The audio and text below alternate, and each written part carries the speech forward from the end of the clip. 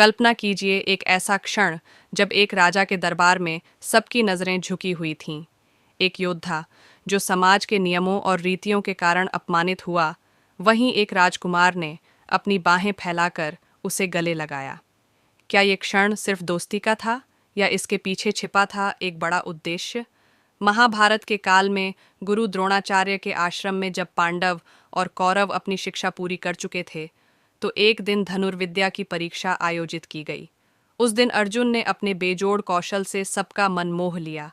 जब अर्जुन ने अपने अद्वितीय तीरंदाजी कौशल का प्रदर्शन किया, तो सभा में मौजूद हर व्यक्ति उसकी प्रशंसा करने लगा। लेकिन तभी सभा में एक अनजान योद्धा ने प्रवेश किया।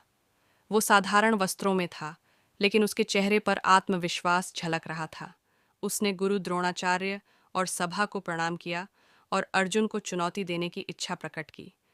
वो योद्धा था कर्ण। कर्ण ने अर्जुन को चुनौती दी और अपने धनुष से ऐसे अद्वितीय कौशल दिखाए कि पूरी सभा स्तब्ध रह गई।